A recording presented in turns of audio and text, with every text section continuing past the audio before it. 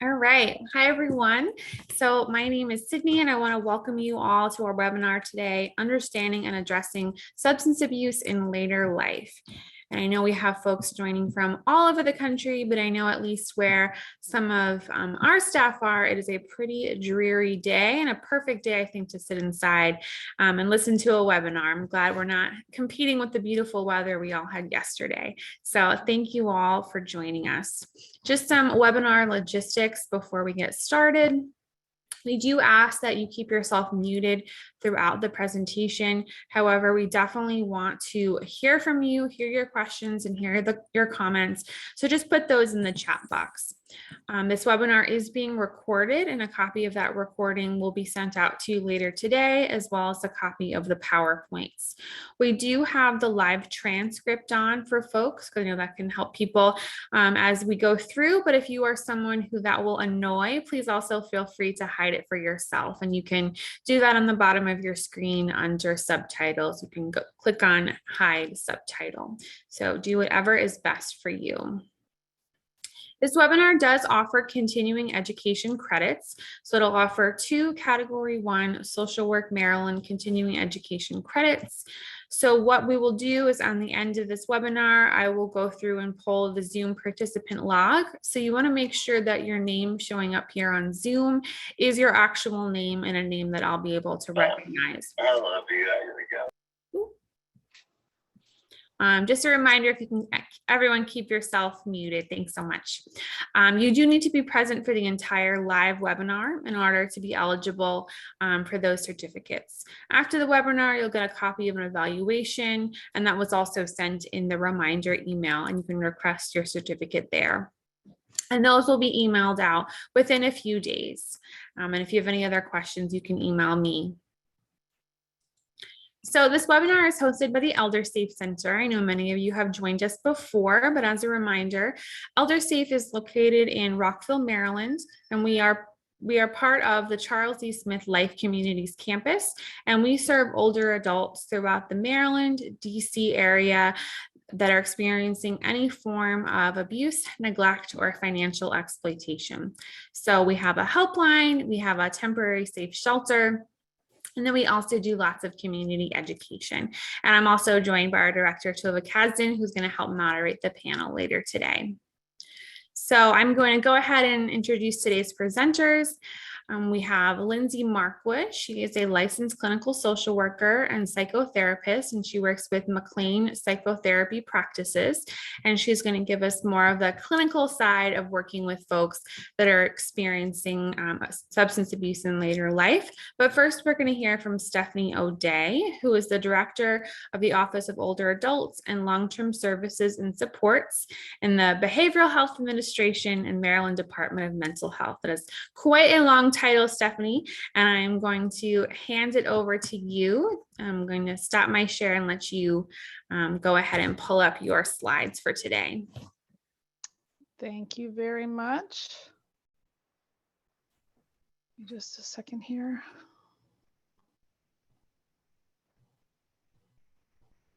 Things just froze for me. Can you hear me?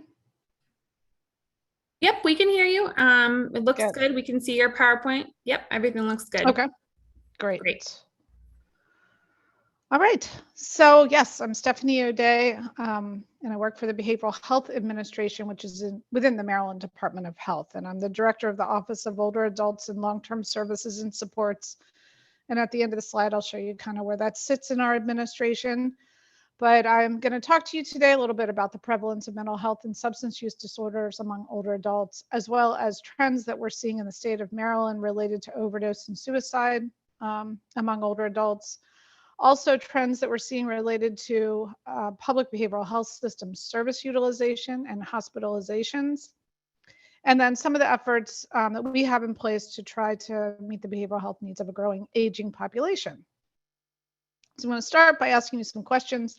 And now that I'm sharing my screen, I, of course, can't see the chat box. So Sydney, I'm sure you'll tell me. Yes, I will monitor that for you. Okay. So just testing your knowledge, just to kind of wake you up this afternoon. What are we expecting in terms of growth in the size of our population of Marylanders age 60 and older by 2040? Would you say we're expecting 10% growth, 30% growth, 15% growth? Who knows? Put it in the chat box. People are saying B, 30%. You are correct. We are expecting B. Okay. 30% growth in Marylanders age 60 and older by the year 2040. Second question, just put a true or false in the chat box. Mental illness is normal among older adults, and it's just a part of the aging process. Lots of falses. Very good. Absolutely. It is not a part of the aging process. We would not consider that to be normal among older adults, or not a normal part of aging anyway. So what about safe drinking for older adults? What's the recommended number of alcoholic beverages for older adults per day? Would you say 0 a day, none at all, 3, 1? What are we seeing in the chat box? So it looks like people are between 0 and 1. I haven't seen anyone put down 3, but it looks like it's mostly between 0 and 1. Okay. So actually both answers are correct because it's recommended, 1, but that's for people who do not have any medications that would interact with alcohol or any medical conditions that would cause a risk or a risk for falls or recovery from an alcohol use disorder, all of which would probably put you more in the 0 category. So very good. So as I said, by 2040, the population of people age 60 and older in our state will grow by about 30%. So in 2020, there were about 1.4 million Marylanders age 60 and older, but by 2040, we're going to see 1.8 million Marylanders age 60 and older. And one of the things that we're super interested in is looking at that from county to county, because it actually varies significantly. So from a planning perspective, and of course, working at the Department of Health, that's kind of my job. We are looking at that county to county. So another question for you for the chat box, but wait till all the answers come up. When we think about the barriers that older adults face in engaging in behavioral health services, what do you think the primary barriers are? Would you say that it has to do with stigma and lack of education around these issues? Is it really more about having a very fragmented system to navigate? Or would it have to do with payment and funding for services? Or is it really just a matter of transportation? Or maybe we have workforce issues, not a lot of expertise in geriatric behavioral health? Or would you say it's all of these things? What are we seeing in the chat box? We have a lot of all of the above. People had put in stigma, transportation, language, pride, and now that you put in all of the above as an answer, it looks like everyone's going with that one. Absolutely. All of these are barriers. So looking at our Maryland data that we have available, and just kind of focusing on the payment issue. So what you're looking at is a graph from the year 2010 to 2019 that shows you the percentage of Medicaid eligible individuals in our state. And the blue line is all ages. So you see growth in Medicaid eligibility in our state between those years for all ages, but it's completely stagnant for people age 65 and older. So a little less than 10% of people age 65 and older are Medicaid eligible. Why is that significant? Well, because the entire public behavioral health system, the fee-for-service system, is really designed for Medicaid eligible or uninsured individuals. So that's not going to be, as you'll see in the next slide, many people 65 and older. So this one's a little busy, but basically the red line is the growth in the 65 and older population since 2011. The yellow line is, again, that stagnant percentage of people who are Medicaid eligible. The blue line shows you the percentage of people 65 and older that actually utilize our public behavioral health systems in Maryland. So it's around 1%. And then the orange line shows you the percentage of Marylanders 65 and older that utilize substance use disorder services within our system. So that's typically, 1% as well. So just, you can't really talk about this without talking about Medicare. The reimbursement for behavioral health, presents a real challenge for a lot of older adults who have Medicare as their insurance or their primary insurance. And just to kind of I'm not an expert in this area, but sort of some of the big barriers that I'm aware of have to do with the way Medicare reimburses for these services. So they reimburse for psychiatrists and physician extenders. But in order for a physician extender, a social worker, psychologist, or some other therapist to bill, the psychiatrist has to be on site. The psychiatrist actually has to submit the bill, and the reimbursement is lower than that for a psychiatrist. So that just right there presents a lot of barriers. There's, of course, also copay issues for people. Something that I've become increasingly aware of recently is just that while services might be reimbursable in Medicare in the community, if that older adult enters a skilled nursing facility, Medicare may no longer be willing to pay for that service in that facility. So then the care that someone's receiving outpatient can't follow them when their physical care needs change. And there are exceptions to that. The Certified Community Behavioral Health Center model that's developed allows for some more flexibility with Medicare billing. And also in recent years, medication-assisted substance use disorder treatment is now reimbursable through Medicare. Prevalence. We really talk about new onset of mental health disorder later in life and people with a mental health disorder aging. So overall, the World Health Organization says about 1 in 4 older adults experiences some sort of mental health disorder. And that can include dementia, according to their estimates, which in our state, the advocates are really trying to move us towards thinking about cognitive and behavioral health together, because these are comorbid issues so much of the time. Due to the changes in our population and the growth in the aging population, we know that the number of older adults with mental disorders is expected to double by 2030, and that about 2/3 of those people do not get the treatment that they need for all the reasons that we've been talking about. So again, kind of flip side, aging with a mental health disorder. Most of our state behavioral health systems, we have specialty services that are geared towards individuals with priority population diagnosis, certain diagnosis, the most common of which being bipolar disorder, schizophrenia, and depression. And when those individuals who maybe have been known to us, have been receiving our services for many years, age, there's some really important things for us to be aware of, which is that they die earlier than people without those illnesses. They have a lot of comorbid medical conditions, which of course leads to that early death and disability and to high service utilization costs. And talking again about that comorbidity and this whole movement towards talking about cognitive and behavioral health together, this is something I've really been keeping my eye on. This is, to me, a staggering statistic that the rate of dementia among people with schizophrenia is so much higher than people without. So for people without schizophrenia by age 66, just under 2% of people would have a dementia diagnosis, but almost 30% of people with schizophrenia. And by age 80, it's 70% of people with schizophrenia having a dementia diagnosis. So there's a lot that tells us about service needs later in life, much of which we're not currently prepared to handle. So older adults and substance use disorders, according to the National Institute on Drug Abuse, about 1 million adults age 65 and older live with a substance use disorder. Inpatient admissions for older adults increased between 2000 and 2012. And the proportion of people age 55 and older seeking treatment for an opioid use disorder increased by over 50% between 2013 and 2015. We're seeing an increase in the number of older adults using heroin, with that more than doubling between 2013 and 2015. And I think most people in this webinar are aware that often starts with the misuse of prescription opioids.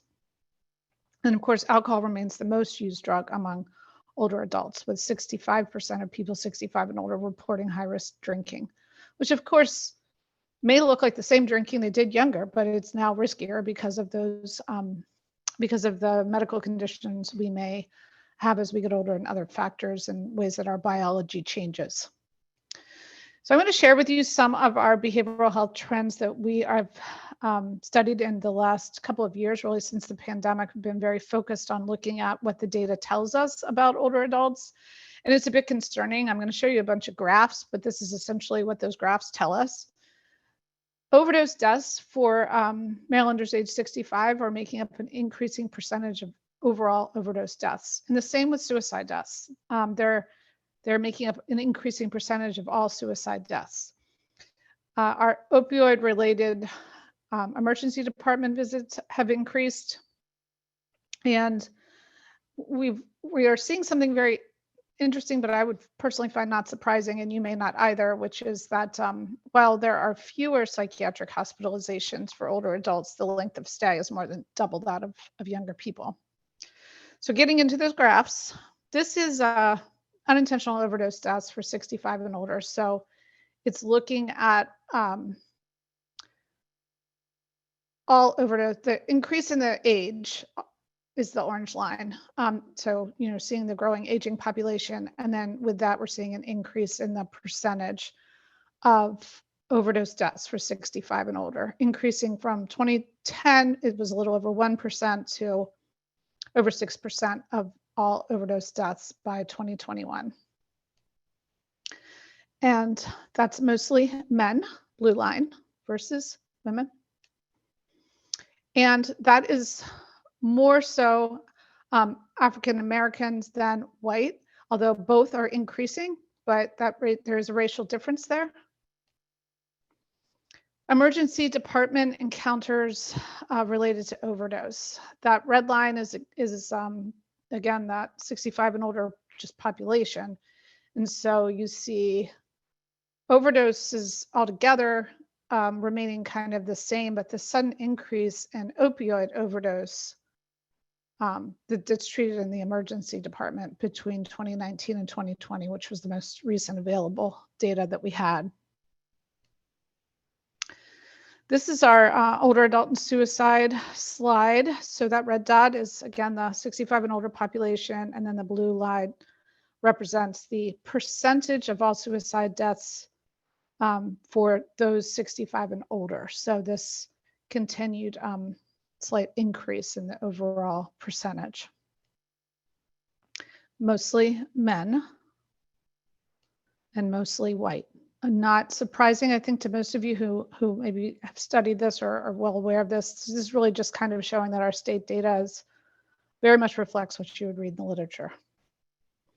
And this is what I was talking about regarding psychiatric admissions. Now, this is general hospitals. This does not include private psychiatric hospital admissions because that just wasn't data we had available.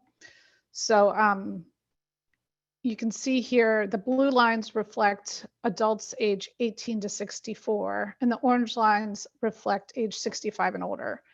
So admissions, there are significantly more admissions for the 18 to 64 age group, regardless of race or gender. But length of stay is more than double for age 65 and older. So that's, again, the orange bars, and you can see the actual length of stay. While the admissions are fewer, the length of stay is much longer than that for younger people. So some of the things that we are doing in our state to try to address this, we have, outside of the public behavioral health system, we have a sort of a grant system. We have funds that become available either through our state budget or through federal sources like the federal block grants. Or in our state, we've been able to take advantage of Medicaid's Money Follows the Person demonstration funding, where we give grants to certain jurisdictions to do special programs. So we have 34 grants going to 11 different jurisdictions that are specific to older adults. And this is the type of thing that the types of things that we're paying for. I want to call your attention to a couple things. The first is senior mental health outreach. I think this is very important because the purpose of this is to bring mental health services directly to an individual's home for someone who's not able to access services in a traditional mental health setting. And while I think historically that might have been thought of as someone who physically couldn't get there, we've talked today a lot about the barriers to engaging with behavioral health treatment, and it's not all about transportation. And our grants, because they are grants, are flexible enough to allow the jurisdictions to determine eligibility, and they can choose to make that about age, or they can it's actually open to adults with disabilities who may be unable to receive services in traditional settings, and they can set their own criteria. And so if stigma is the barrier, if payment's the barrier, they can use these grant-funded services to get services to people in their home. I think it's unfortunate that at this point we only have that funded in 6 jurisdictions, and the level of funding varies greatly between the counties.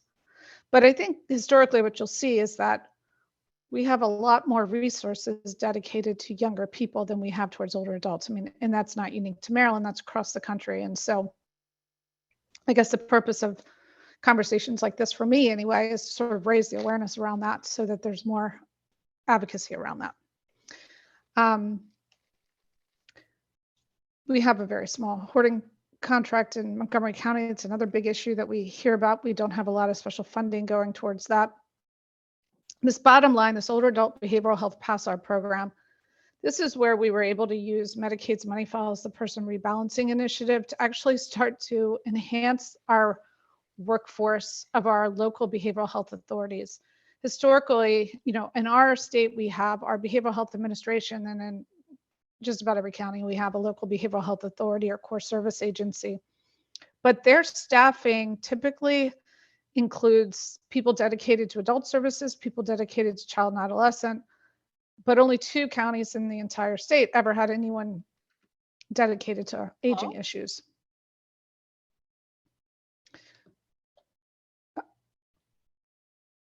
Oh, so okay. Yeah, I'm on a webinar, so I didn't. Oh, can you? I didn't see who's there. For folks, make sure to keep yourself muted. Thanks. Yep, so, I can do it. No problem. Thank you. Bye-bye. Stephanie, go ahead. I'll try to figure out who that is and mute them. Okay, thanks. So anyway, we were able to use some funds to create these regional positions to start enhancing our workforce at the local level. And the goal of those positions is really to bridge our public behavioral health system and our long-term services and supports, which, those of you that have ever been involved with public systems could attest to the fact that they are completely different bowls of alphabet soup. And the systems don't know much about each other. So the purpose of this initiative was really to bridge that. And then the other thing I wanted to just bring up, because it's taken so much of our time and energy and resources lately, is that in Maryland, we're in the midst of developing a behavioral health assisted living model of care. And when I first came into doing this work, it was one of the biggest priorities of that the advocates would tell me, and the people who've been doing this work before me would tell me, is that in the mental health side of things, and behavioral health side of things, we have psychiatric residential rehab programs, but they don't provide any hands-on care for the most part. And so as individuals age, they sort of age out of those programs. And then they either can't pay for assisted living, or the other issue is assisted living is really not designed. They don't really have the expertise typically to support individuals with behavioral health conditions. So this is really very intentional process. We were able to get mental health block grant funding to create these pilot sites around the state. And, I didn't put it in this one. And once we create this model, our next step is actually, we have some technical assistance we're receiving through the Centers for Medicare and Medicaid Services to look for a Medicaid funding authority for those services so that we can sustain and expand them. So this is just who we are, who the Behavioral Health Administration is. As I said, we're a part of the Department of Health in Maryland, and we're responsible for publicly funded inpatient, outpatient community behavioral health services, which is why that was such a focus of my slides. Our mission is to promote recovery, resiliency, health, and wellness for individuals who have or are at risk of emotional, substance-related, addictive, or psychiatric disorders. And this is where I fall in that administration. We have 4 divisions, and I am the director of an office within our clinical services division. And I will end there. Oh, I have resources, which I think you'll get these slides. Yes, everyone will get a copy of these slides as well as your contact information. So thank you so much, Stephanie, and you're going to unshare and we'll go ahead and pull the rest up. I am going to just ensure that everyone is muted and pull up our PowerPoint here.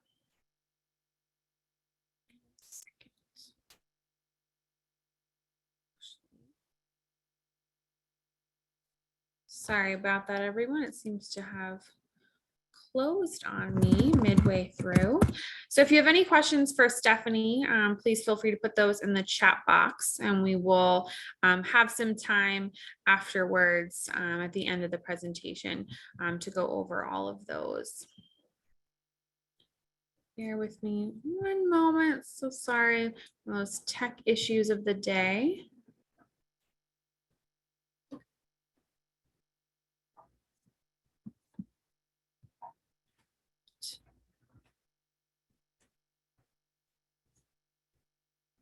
All right, Lindsay, I'm going to turn it over to you. This should be all set. Okay, thanks, Sydney. Now you're going to be moving the slides. Yep, I will. Okay. Hi, everyone. I'm Lindsay Markwood. I am in private psychotherapy practice over in Mclean. I've been there for about 6 years. Before that, I was in DuPont Circle in DC. And before that, I worked in various nonprofits and inpatient, outpatient hospitals, primarily working around substance abuse and addiction and working with adults, adolescents and adults in recovery. So according to SAMHSA, 4 out of 10 older adults in the United States have reported symptoms of an anxiety or depressive disorder since the start of the COVID-19 pandemic. This is up from about 1 out of 10 adults that reported the same symptoms from January through June of 2019. Anxiety about illness, isolation from family and friends, job loss or job insecurity, worrying about children or grandchildren have all contributed to substance abuse among older adults. The most misused substance among older adults is alcohol. According to the NIH, despite increasing rates of illicit and prescription drug misuse among adults older than 65, alcohol remains the most commonly abused substance among this population. The NIH also states that substance abuse among older adults has been underidentified. Benzodiazepines are the most commonly prescribed psychiatric medications among all adults, despite contraindications to use with older adults.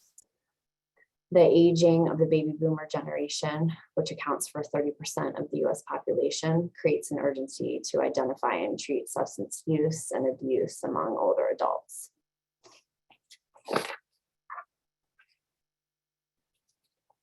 According to the NIH, being male puts you at higher risk for alcohol abuse later in life. Being female puts you at a higher risk for prescription drug abuse. And being of Caucasian ethnicity puts both males and females at high risk for substance misuse later in life.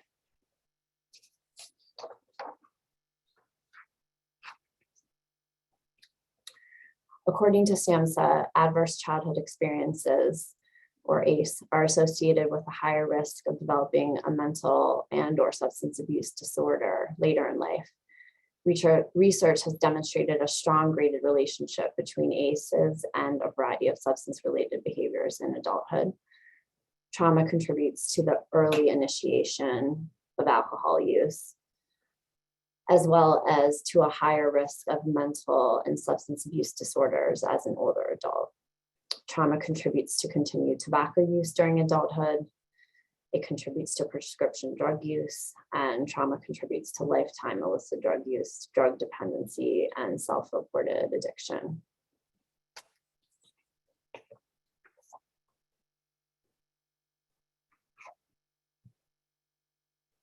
Sydney, I think it's frozen, but. Yeah, I think it is frozen. If you want to just continue and I'll work on that on my end. Okay, yeah, because I have it up here with me too. Other risk factors for substance misuse and addiction in older adults are feeling a loss of purpose or meaning later in life, retirement or forced retirement, financial concerns or homelessness, loss of a spouse or partner, as well as loss of contemporaries due to death or cognitive decline, change in living circumstances or having to move to an assisted living or long-term care facility, change in living, particularly during these last couple of years during the COVID-19 pandemic, feeling isolated from family, friends, and hobbies, including exercise routines, religious organizations, volunteering opportunities, and socializing with neighbors.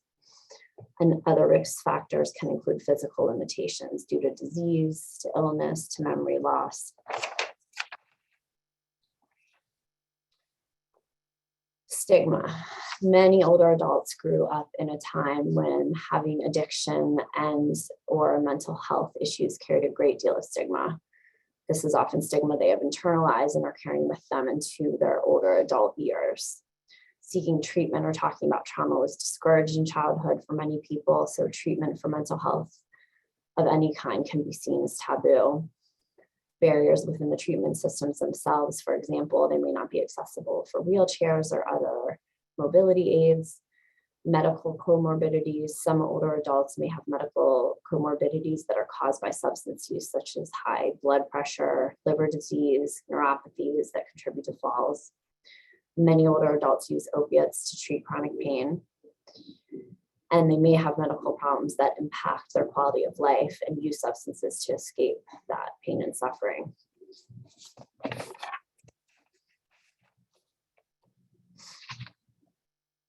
You're frozen again, so I'll keep going. Yeah, No, it's okay, I got it. I'm sorry. I'm not sure what's going on today. Other barriers are co-occurring mental health problems. Many feel uncomfortable in treatment settings with mixed age groups. According to the executive director of Senior Hope Incorporated, which is an elder-focused outpatient substance program in Albany, New York, many of the older adults receiving services said they feel like mom or dad in a mixed age group. She said that they end up catering to the needs of the younger group members and not getting their own needs met. Change can be hard for both the individuals struggling with substance misuse and or addiction and their partners and family members. Many older adults have and have had for extensive periods of time. And this part is very important. Someone significant in their life, whether it's a spouse, partner, adult child, that enables their use. Getting that person or persons to get on board with treatment can also be difficult. A codependent enabling spouse, partner, or child can be a huge barrier to getting help for an older adult struggling with substance misuse or addiction. So treatment options, if someone is willing to seek treatment. Inpatient alcohol or drug rehabilitation, including detox, if detox is needed. There's outpatient, alcohol and drug rehabilitation programs. Some of the outpatient programs even also include detox. Staging an intervention with a trusted professional can be an option. If you guys aren't familiar with interventions for alcoholism or drug addiction, that's when a family can hire a therapist who specializes in interventions, and that therapist and the family or friends or people that are close to that person confront that person in a loving way, but confront them with the ways in which their alcohol use or addiction has impacted them. And at the end, the idea is that they're asking them to go to treatment. If anyone has any more questions about that, at the end I can answer. Individual psychotherapy, cognitive behavioral therapy can be used to address maladaptive thought patterns around substance use and help with decreasing depression and anxiety. It's important to note that there are many therapists that will not work with individuals who are still actively in addiction or misusing substances, which can make it really tricky to get people help. Family therapy, it's important for the spouse, family members of an individual misusing substances to seek their own help. They can get help from a therapist to learn to set healthy boundaries with the person that's using, and also to learn about harm reduction strategies for that person. And last, psychiatry. If the individual that's misusing substances does become abstinent from use, oftentimes the antidepressant can be warranted to help with the underlying depression and or anxiety that someone's been struggling with. Also to assess for other psychiatric diagnoses and subsequent medication. Harm reduction. So harm reduction accepts the reality that someone may not stop using or drinking altogether. When looking at an older adult substance misuse through the lens of harm reduction instead of abstinence, one can help the person deal with the problems they find most troublesome in their life. For example, help them to address unpaid bills, obtaining necessary prescriptions, setting up food services like Meals on Wheels if there are barriers to obtaining healthy food, encouraging older adults to develop a relationship with a therapist and or a psychiatrist, focus on any immediate harms in the person's life and work towards realistic goals. Explore whether pain management is being addressed by their physician to reduce self-medicating with substances. Addressing safety concerns such as fall risks, fire hazards, or fire risk in their homes, such as if they're a smoker. Have someone check on older adults regularly, family, friends, or a friendly visitor program if there are no family or friends in the area. Work to reduce isolation and encourage socialization, senior centers, volunteering, etc. Make sure they're getting appropriate medical care and, if possible, help with transportation. Education, helping an individual to understand the connection between their physical and or mental health problems and their drinking and using. Make sure none of their medications have negative interactions with alcohol. And make sure their primary physician has a good understanding of the older adults' alcohol and drug use. Of course, most of these things are jobs for the person's, whether it's spouse, partner, adult child, close friend, whomever, if they have someone, that can help communicate with the physicians or, be taking a look at their bills, etc. Nutrition. Older adults who are eating well have less adverse effects from alcohol. Explore with them non-medication alternatives to pain management, such as swimming, heating pads, acupuncture, massage, relaxation therapies. Monitor for potential elder abuse. Discuss safe sex practices. Help spouses, family members, or caregivers to set boundaries with the older adult whose problematic drinking or substance use is causing distress for them. And educate family members on positive coping tools for themselves. All right, so I want to get into the case example now. So I can go ahead and read this, Lindsay, and then we'll get some interaction from the chat. So it's kind of a long case example, so I'm going to kind of read through it slowly, and then we'll come back to these slides so folks have a chance to kind of take it all in. So a 77-year-old woman of Italian descent, she's been married for 55 years to a man she met in college. She was the first member of her family to attend college and had a long-standing career in sales. She's been retired for a few years and has a few hobbies at this point. Or few hobbies. She suffered emotional abuse by her father and witnessed physical abuse of her mother by her father. She has never been in therapy to address these experiences. She struggles with symptoms of depression. She started drinking problematically in early adulthood. Her sales job required her to do schmoozing a lot with clients after work and lunches, which included drinking alcohol. Often drinking during work hours with colleagues was considered a normal part of the culture in the company she worked for. As the years progressed, she became the primary breadwinner of the family. Currently, she has 2 adult children and several grandchildren. As years went on and her drinking progressed, her husband took on more of the responsibilities at home, cooking, cleaning, and would often greet her after work by making her a drink to decompress. She often complained about work stress, family stress, and put a lot of pressure on herself to perform at work. When she was unable to meet her high expectations for herself, she would drink to relieve the mental anguish she was experiencing. She began drinking and driving herself home from work after having a few drinks in the office before heading home.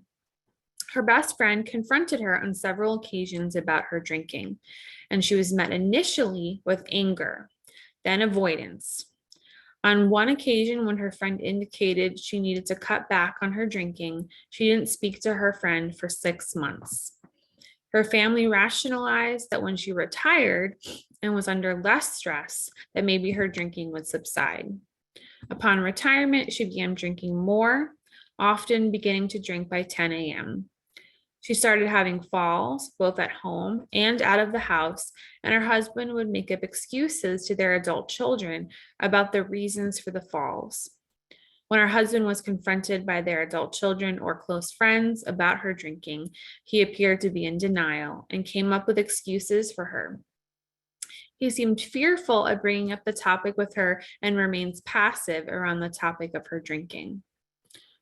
Due to the COVID-19 pandemic and pandemic restrictions, they're not seeing their adult children or grandchildren and increasingly becoming isolated. Her drinking continues to worsen, and she is often passing out by 6 p.m. Her husband has been diagnosed with Parkinson's disease. She is now tasked with talking to doctors, taking him to appointments, and his primary caregiver. She is his primary caregiver. They both have a hard time asking for help or maintaining transparency about her drinking and how it is impacting their ability to care for themselves alone. Close family and friends continue to worry that they should not be living alone, and they are unclear who is more capable of taking care of whom at this point. Okay, so we have a lot going on in this case, and the first question we want to look at are some of the risk factors. So I'm going to go to our first slide here, and feel free to put in the chat. We want to hear from you all. What are some of the risk factors, not just on this slide, but throughout, that you see that might be contributing to her drinking? Her trauma in early life, falls, the isolation that she's experiencing after COVID. Yeah, the abuse that she experienced from her father and the abuse that her mother experienced, all of the stress. Someone mentioned that a risk factor is that she started drinking at a really young age. Stress of becoming a caregiver now to her husband. The loss of retirement, all of the denial around the drinking, which we're seeing from her as well as from her husband, and all the work expectations. Lindsay, would you add anything else that you would have seen? You see in this? I think, you know, the things that certainly stick out to me. I'm okay, right? You can hear me.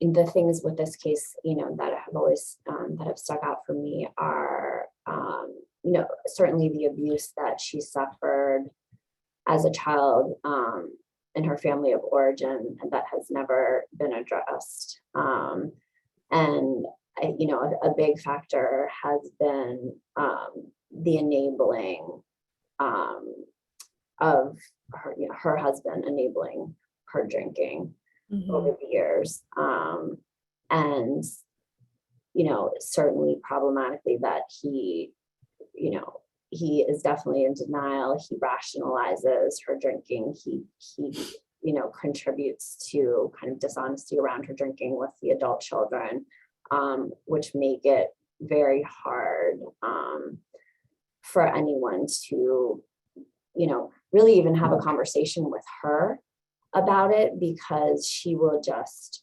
shut off everyone else, knowing that she can just turn to him and sort of isolate with him, and that he's not going to give her any ultimatums or anything like that. And it seems that this was the case during their younger years as well as now.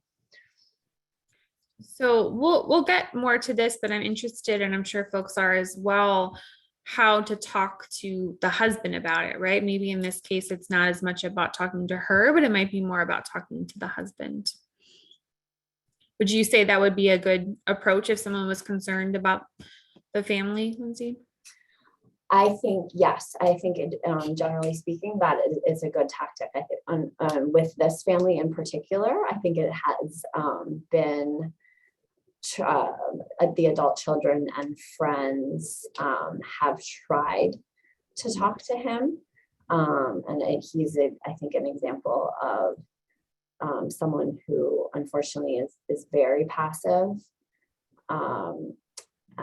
I think he's even gone so far as to talk to her doctors and then not be truthful with the adult children about what the doctors have said, unfortunately. So it's a very tough situation where they very much isolate themselves from any sort of outside help. Mm-hmm.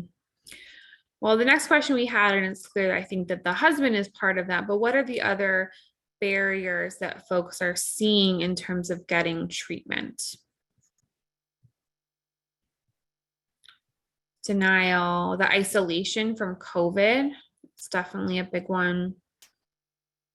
That she doesn't seem to want treatment. She doesn't feel like there's anything wrong.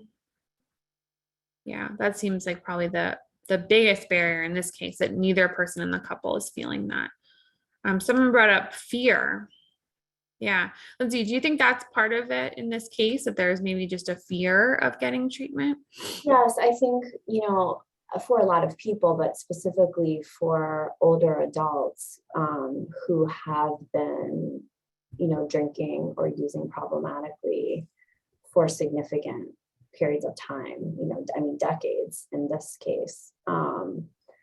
The idea of people can't even imagine what it would be like for the alcohol or drugs, if that were the case, to not be a part of their life. Their life has become so centered around using that the idea of what would fill that void and that time just seems so overwhelming. And I think as you get older and your world, narrows a little bit more, it becomes just much more so. Mm-hmm. That it just doesn't seem possible. So it's important, for people that do stop drinking or stop using, that they have healthy alternative ways to spend their time, because you can't just stop, especially with someone like this who, her days at this point, now that she's retired, are really kind of consumed with mm-hmm. drinking, and she's not really doing many other activities. It's important for there to be substitute activities, to be, having positive interactions with people. It's trying to take up some type of hobby. So there's not just this huge void. Mm-hmm. Someone also brought up that the drinking might be her way of coping with things that have happened in the past. Yeah. Is that something that you've seen? Yes, I think that it most certainly starts out that way often. Okay. I think in this particular case, she's struggled with some self-esteem issues and depression, very likely related to experiences she had as a child, and having, her father being emotionally abusive to her. And I think that has really impacted her self-esteem. Mm-hmm. And at this point, she's really in full-blown alcoholism. So whatever it started out as is now become a physical addiction. So she wouldn't really, at this point, drinking, once you're drinking, first thing in the morning, you're at a place where, you're drinking just to avoid the physical withdrawal mm-hmm. feelings, so it's really, it's really become then a psychological and a physical issue. Okay. All right. And then our last question was, what are some ideas you might have around harm reduction for this specific case? So I'll see if folks have any ideas on harm reduction.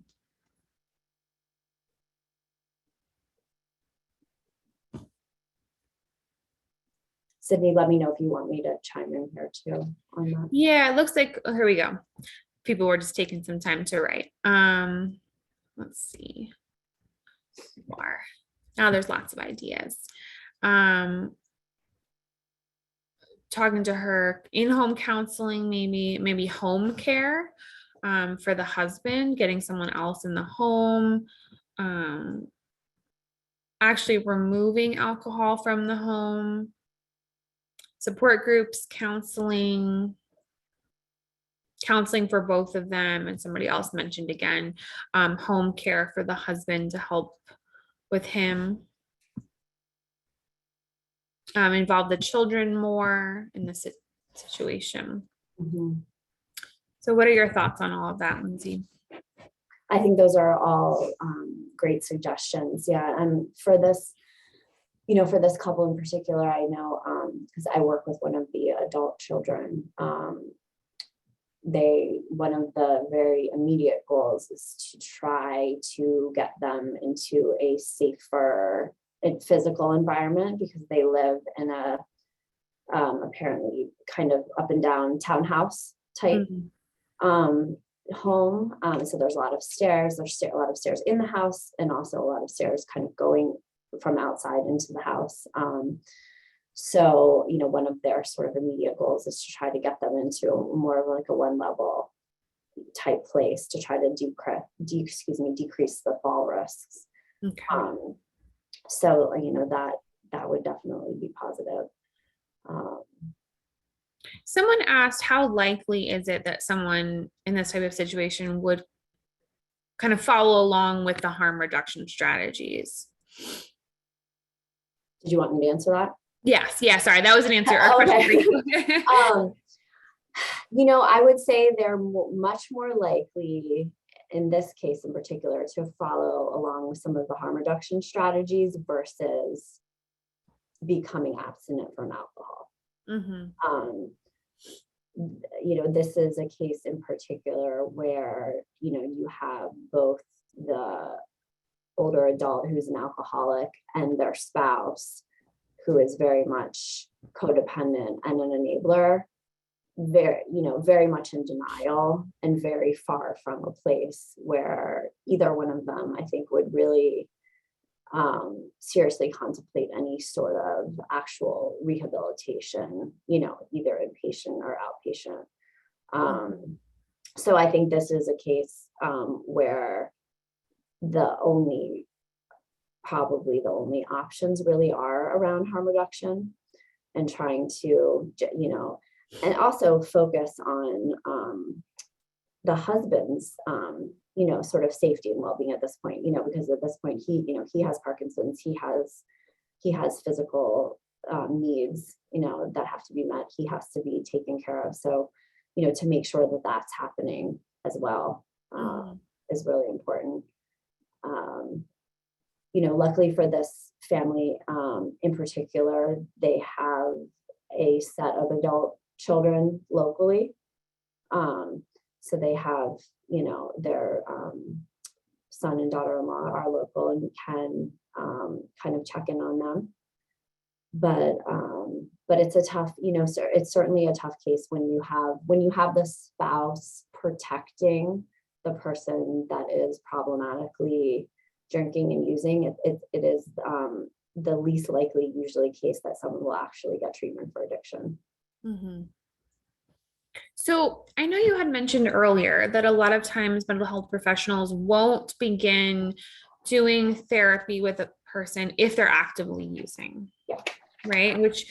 Which makes sense. But then I'm also thinking there's all these other reasons someone is using. Right. So then how does that work? How do you get to the kind of the root of that if someone's not willing to go to substance abuse treatment, but might have been willing to go talk to a therapist? Yeah, it's a tough thing. there definitely are therapists, that are in an independent practice that will certainly work with someone that is still using or drinking, as long as they are sort of coherent enough to participate, Mhm. And it can be, especially with older adults, I think it can be helpful to try to get, sort of from a cognitive behavioral perspective, right, to try to, if you can get them to see the connection between their drinking and all these other problematic things that are going on in their life. But for example, like in inpatient or outpatient rehabs, they're not going to have somebody, they're not going to take someone in therapy there if they're still using, because most of the programs are abstinence, the goal is abstinence. So it's tough. And I think, I guess fortunately or unfortunately, I think there is a different, or at least in my experience, a different expectation when it comes to dealing with older adults. I think that, the addiction field has always been, not all, but a lot of it, very focused on abstinence, and not using at all. And I think the reality is that when you get to be working with adults that are of a certain age and they've been using or drinking for decades and decades, sometimes the best that you can do is focus on the harm reduction. And the family portion too. It's really important for people's families, spouses or, close friends to be getting their own help. Because oftentimes people start, running themselves ragged, trying to kind of manage the person that's misusing substances, and they could really benefit from working with a professional to help them set boundaries, in their own lives, and help them to kind of manage what they're dealing with this loved one.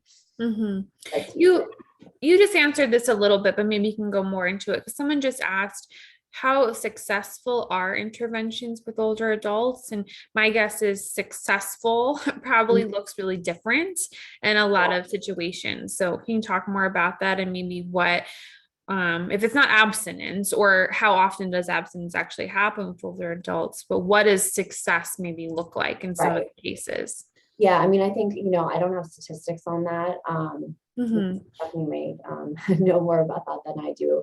But I think it can be really tough, right? Because the goal of an intervention is not even necessarily the outcome of the treatment, right? The goal of the intervention is just to get somebody to agree to go to treatment. So then after that, you have the question of, how successful is treatment? And, we know that those statistics are not great. I mean, it's really, even for younger people, it's, I think it's 25% or something like that of people stay sober after, a first stay in a rehab, for example. So the statistics are not wonderful. I think for an older adult, the goal of an intervention can also be a little bit less black and white. It can also be to get that person to agree. I mean, it's up to the family, right? It doesn't have to, a family can choose what their goals are. And it doesn't have to be, you're going to go stay in a 90-day inpatient, rehabilitation center. I mean, it can also be, they agree to other things related to harm reduction. And a lot of it is to, the point of an intervention, right, is to bring awareness to that person about how their use is impacting the people that they love. And to try, when you have multiple people in that person's life kind of saying the same thing over and over again, it's to try to break through that denial is the purpose of it. Can you talk more about that? I mean, I think we've all probably seen interventions on TV, right? But what does that actually look like when families are coming together, friends are coming together to help someone in denial? How does that often kind of come about, and what does it look like? Yeah, so usually, so I'm not certified to do interventions. I don't do them. But what it looks like is you know, a family, I mean, well, you don't have to hire a professional, but I think sort of in an ideal world, you would have a therapist, you know, like a social worker, a therapist, a psychologist, somebody that specializes in addiction and who is certified to do interventions, help guide you, you know, and help be a part of the process. But each family member or close person usually is asked to write a letter to the person that is struggling with alcohol addiction or misuse or drug addiction. And the letter is, you know, kind of supposed to include the ways in which their, you know, use has impacted them. And at the end of each person's letter, they're usually asked to say kind of like, and when we're done here today, you know, we would like you to go to this, you know, facility, for example, if in a traditional sense of how it's done. And, you know, the person would be brought into a room with all of these people, including the professional, if they include a professional, and they all would read their letters aloud to that person. And if they were to agree to go, then, you know, that would have already been set up for them. You know, the idea would be that the therapist has already found them a space in a rehab. But for older adults, and with all of the reality around all of these other things that we've talked about, you know, and medical problems and all this kind of stuff, I think it can also be tweaked to try to get other messages across as well. Does that answer the question? It does. Yeah, it definitely does. And I'm going to remind folks to put any questions you all have in the chat box. And Stephanie just put in some more links for harm reduction. So I know one of the barriers that you both talked about was kind of getting to treatment. For residential, like in treatment for folks, if someone needed more care, right? So if they in their normal lives had a home health aide coming in, they really weren't able to live independently, but at least were willing to go to residential treatment for substance abuse. Are they accessible in that way, or would someone need to be able to do all their activities of daily living?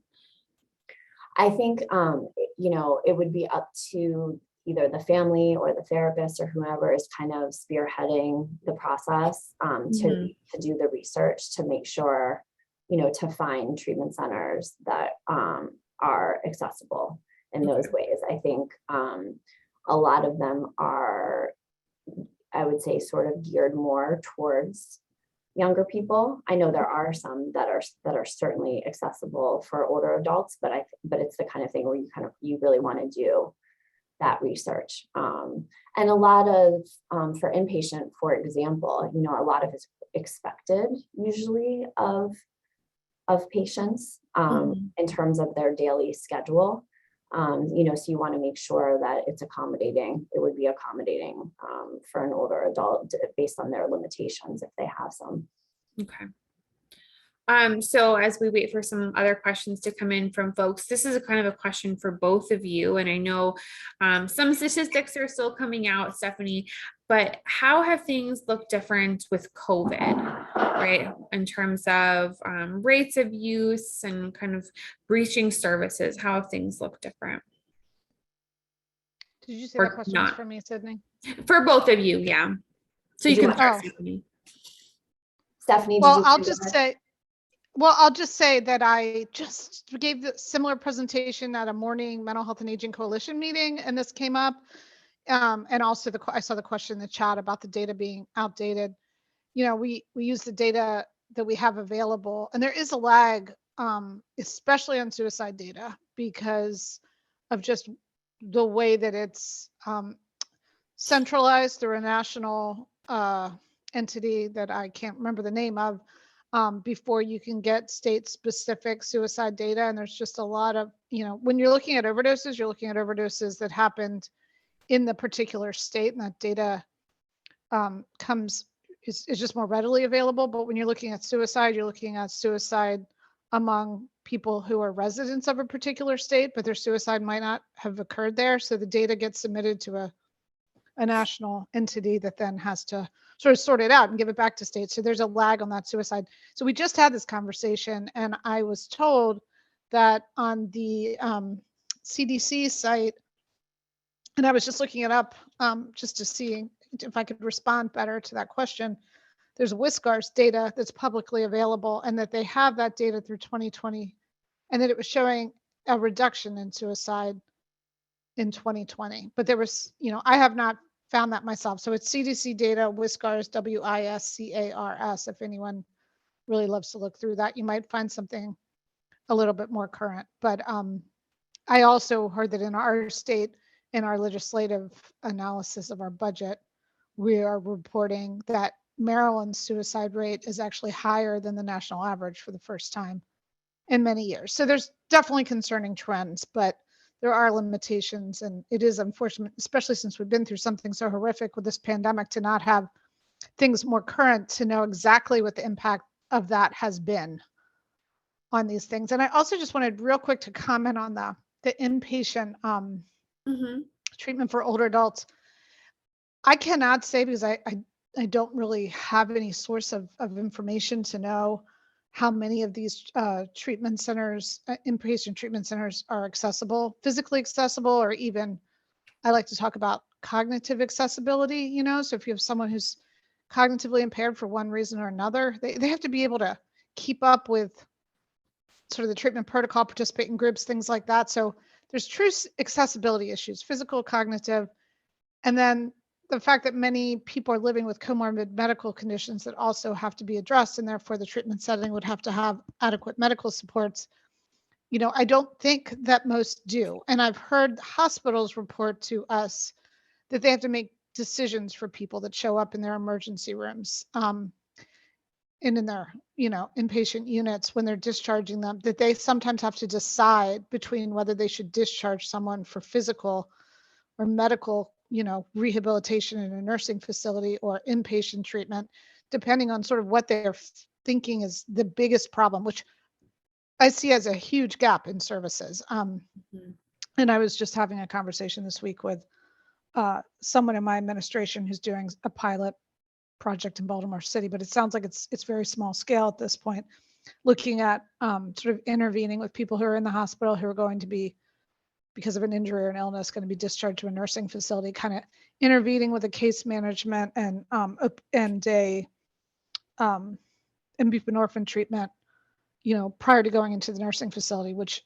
I think is pretty sadly not common, but that doesn't typically happen. I think typically it's more choosing between one physical health or behavioral health tangent to go in. And so I think we have a lot of work to do in that area. Yeah, thank you. Lindsay, have you seen a shift, kind of just going back a little bit, in the folks that you've been working with since COVID and the trends in terms of substance abuse? Yeah, I think, unfortunately, I think everything has increased in COVID. People, individuals who already were struggling, seem to be struggling more. I think nothing is worse for individuals that have a drug or alcohol or mental health issue than isolation. So yes, I think there has been an increase for older adults, and also just adults in general. And at the start of the pandemic, I don't have statistics because I'm not a statistics person, but I do know at the start of the even at the start of the pandemic, everything, domestic violence, child abuse, substance use, all of these things started to skyrocket. So you can imagine now we're going on 2 years of this. And I think that much of it, especially with the older adult population, is underreported. I think there's just a huge lack of emphasis on treatment for older adults. When it comes to alcohol and drugs, I think there's a lot of resignation on the part of their families and friends, where it's just kind of like, well, this person has been doing this for 40 years, they're not going to change now. And, you know, to some extent there can be truth to that, but there also can be change. You know, there can be positive change at any age. And so I think it's important for people to kind of shift their lens a little bit towards, you know, how can I impact, you know, positively. It may not be in the traditional way of abstinence, like we, you know, want to think about, you know, drug and alcohol use, but I think there still can be positive movement for the families and for the person. Yeah, thank you. So one question came in, and this could be for either of you. It says many senior living communities host happy hours and encourage alcohol at dinner. What responsibility do you think these facilities have for being aware of the prevalence of over adults with high risk drinking behavior? So do you think they should be, basically, do you think it's kind of irresponsible to be kind of like hosting these types of things? What is their responsibility in all of this? I mean, In your opinion. Yeah, I don't think it's any more irresponsible really than a restaurant. I mean, unfortunately, I don't think we can be sort of the police in that way. Certainly there needs to be harm reduction strategies, you know, if it appears that someone were to be drinking too much, or if someone's unsteady on their feet, that someone is helping them. But I think I think that can be a tough line to start going into because of people that also want to drink alcohol who don't have problematic drinking patterns, you know. So I don't know. That's a tough one. I'm glad I don't work in one of those places because I don't know how to answer that. I'd be curious to hear what other people have to say. Stephanie, did you have another thought on that? Well, yeah, I guess I agree with what Lindsay's saying, but at the same time, you know, coming from a family of people with, you know, addiction issues, we many years ago just sort of changed what we do as a family to just, you know, just kind of across the board. Some people struggle with it, some people don't, but we just don't have alcohol at our family events anymore. And it just made it a lot more comfortable of a place for everybody to be. And that was a transition, but it's not, nobody even thinks about it anymore. And of course, that's just one family's decision. But when I think about, you know, these places where people are going to live, it seems it would at least be very accommodating and sensitive to default to the alternative to alcohol. So create the setting, create the activity, create the social atmosphere, but sort of default to the non-alcoholic beverages and at least make it a little bit, you know, if someone has to special request alcohol, I mean, maybe you don't get away from serving it altogether, because certainly some people would want it, but maybe it's at least not the default, and there's a little bit more emphasis on healthier alternatives. It seems like that would be a nice middle ground. Yeah, that makes sense. So someone asked, this is more a specific question. A lot of doctors are now using certain drugs to treat various addictions. Has this impacted the availability of patient treatment services? This is for either of you. I would, I mean, just from what I don't think that it has impacted it, and in a lot of ways it has. There's been an increase, and I hope I'm answering the question that was asked. There has been an increase in doctors, for example, who are like in a private practice or a family practice or something like that, who do treat addiction with medication on an outpatient basis, on sort of a patient to patient basis. It's not a rehab, you know, it's not a rehab inpatient or outpatient, but it's just, you know, sort of these doctors that are certified to do this.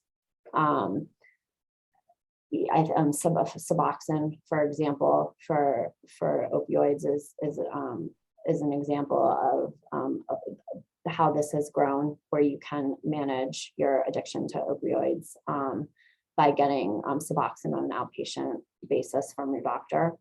I don't think that it has impacted the amount of treatment facilities, though, that exist from what I've heard. Yeah, that makes sense.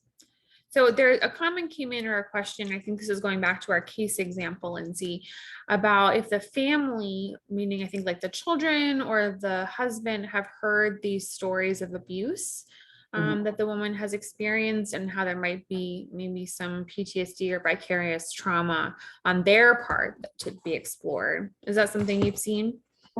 Yes, I think in this particular example, the abuse that this patient has suffered has been sort of mentioned in passing, mostly to her friend, like her best girlfriend. She was, I would say, somewhat emotionally abusive as a mother, according to her adult children, particularly to the child, her adult child, who was a more difficult child. But these are not things that she, as far as anyone knows, has addressed in therapy. It's something that has sort of been mentioned just like in a conversation, you know, unfortunately. And of course, it's been suggested that she, you know, see someone for this, but there hasn't been any follow through. Yeah, there was also a follow-up on the question about certain drugs being used to treat addictions, and she kind of clarified her question a bit more. I was thinking that if treatment was available on a private basis, maybe people would be more willing to seek treatment and not feel stigmatized. Yes, I think that's true. I think it is becoming more available. Like I mentioned about, you know, the private doctors that do this. I think there's there can be certainly financial barriers to this. I think a lot of the doctors that do the private medication, some of it's self-pay, some of it's, you know, insurance, but it's certainly not, I don't think it's very accessible to low income people. So that's an issue in terms of accessibility. What accessibility do you see, and Stephanie, you might be able to answer this as well, in terms of services are there for people that are not English speaking in terms of treatment services? If we lost Stephanie. No, you didn't lose me. I was pausing to think if I had an intelligent answer to that. And I think I have to admit that, you know, our administration has been in a multi-year process of thinking about things broadly in terms of behavioral health and integrating mental health and substance use disorder treatment. But the truth is that I have much less expertise in the substance use disorder, you know, treatment world. So it's a fair question, an important one that I don't have an answer to today. There are, Cindy, I'll say there are definitely, if we're talking, you know, specifically about our area here, there are, or at least I know there used to be several Spanish speaking. Did you ask about Spanish speaking or just non-English speaking? Not English speaking, and just in general. I know, you know, we're coming from a very diverse area. There's folks coming from all over. So, yeah, I can only speak to Spanish speaking, but I do know that there are a lot of services for Spanish speaking adults in Maryland. In particular, but other languages I'm not quite so sure about. Okay, I imagine that could be a pretty big barrier for folks, even just finding out about treatment and more stigma in their community, perhaps.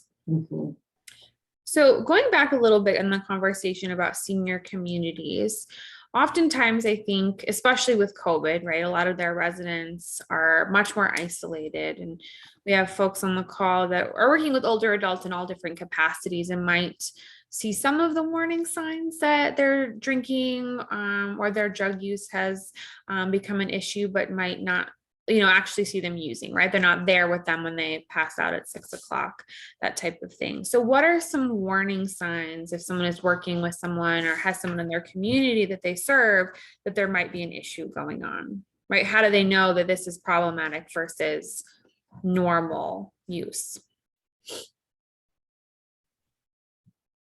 Lindsay? One indicator, especially for older adults, could be not eating, actually, because oftentimes with sort of long-standing alcohol abuse, for example, people don't have an appetite to eat. So that could be an indicator.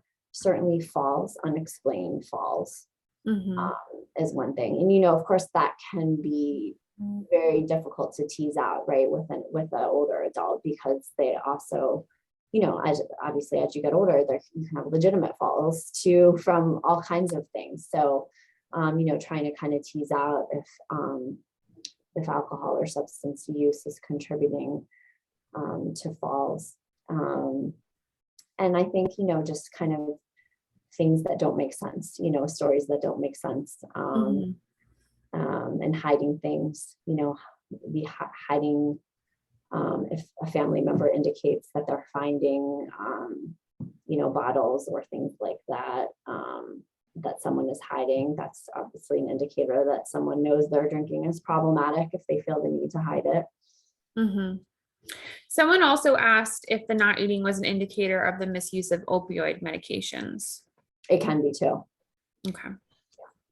Yeah, and some other things that people put in there were the frequent falls and ER visits, and also increased UTIs as a symptom. With the opioid abuse too, there's constipation.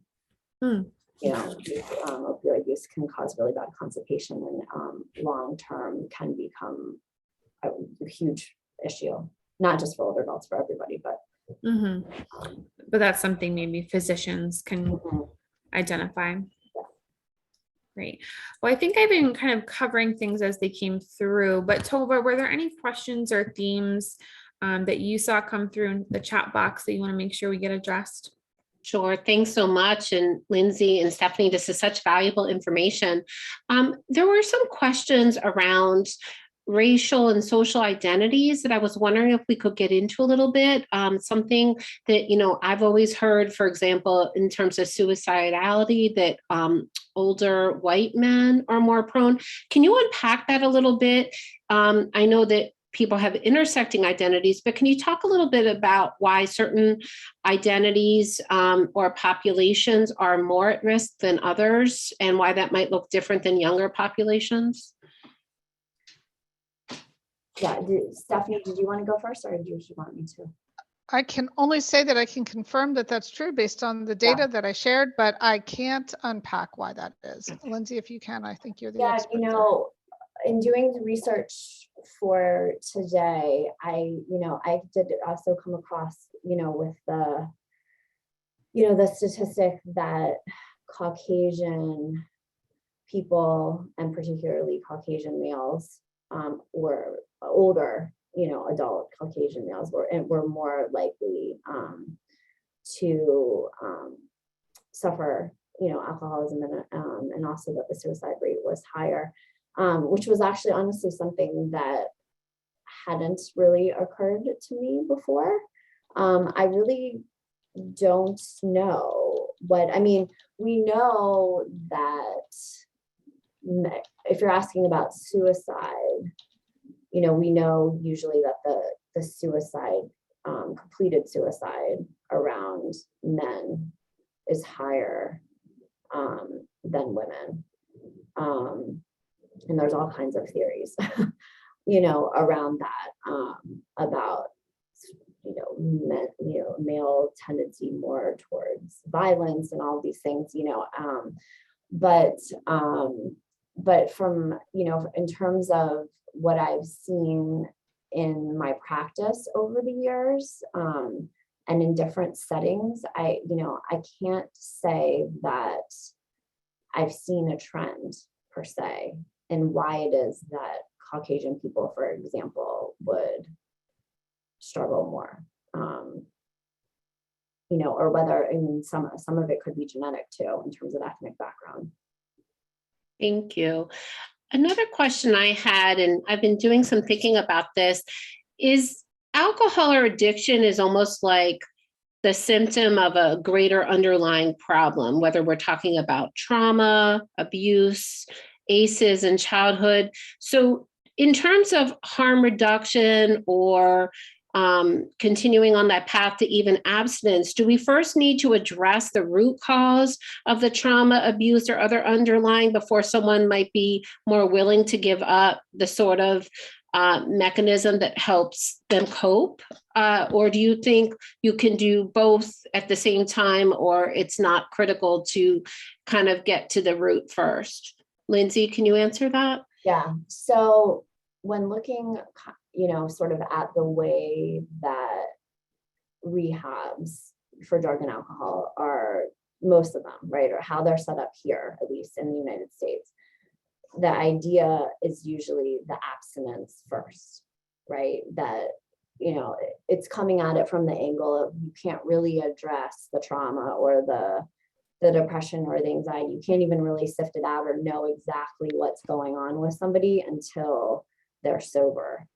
But that, like you said, it can be very tricky, right? Because when you take away someone's coping skill, you're leaving them there raw, often with all of these things, all these possible traumas and possible mental health disorders, which is why, you see a lot of, or most programs now, most good addiction treatment programs are, dual diagnoses or comorbidities or whatever you want to call it, where they're addressing both things at once. But the idea really is to try to get the person sober first.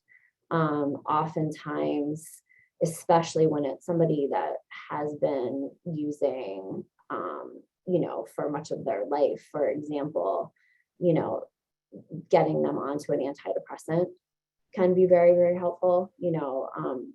An SSRI, which doesn't, usually doesn't cause a lot of problems for people, usually doesn't always have, a lot of side effects. Often is, once a person becomes sober, if they're still really struggling with depression or anxiety or both, getting them on an SSRI can be the way to go, and then starting to address whatever mental health struggles that they're having. But I know but it's tricky if you have somebody, if we're kind of talking about it from the harm reduction angle, where you have someone that's realistically just not going to stop using. It is also a good idea to address these other things, but in my experience, it's hard to make a lot of headway with someone when they're still using, because they're just not able to think clearly. They're just not, they're using the substance to mask whatever it is going on. There are a lot of, there can be some mental health diagnoses that look like a diagnosis, but it's actually the use. For example, like a lot of people are misdiagnosed with bipolar during their using. You see people come into rehabs and, see their file and they've been, diagnosed as bipolar for a decade, and you take away the alcohol or the drugs and then there's no bipolar there. It was, the swings from the substances. So the goal really is to get rid of the substances, but in talking about older adults, it gets a little messier. Thank you so much for explaining that. I know it's very complicated. That was a great explanation. Thank you. I'll turn it back to Sydney. Appreciate it. Yeah, thank you both. And I see there's some comments in the chat box, specifically questions about suicide. And Elder Safe did host a webinar specifically on older adults and suicide last May. So I will put the link and recording for that in the follow-up email as well. We don't get too much into statistics around race and gender in that webinar. It's more of kind of hands-on practical tips, but it sounds like there is some interest around that. So I'll make sure you all have that. So thank you again, Stefani and Lindsay. This was really wonderful. And I think both of you shared two very different kind of perspectives on this. And we have the statistics and the clinical. So I'm glad we were able to meet both of those sides.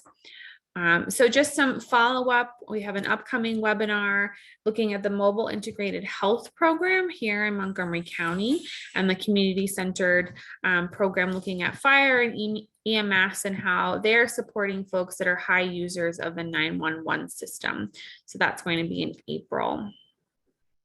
As a reminder, if you are looking for continuing education credits for this webinar, use this last few minutes to make sure that name on Zoom is the name that you registered with.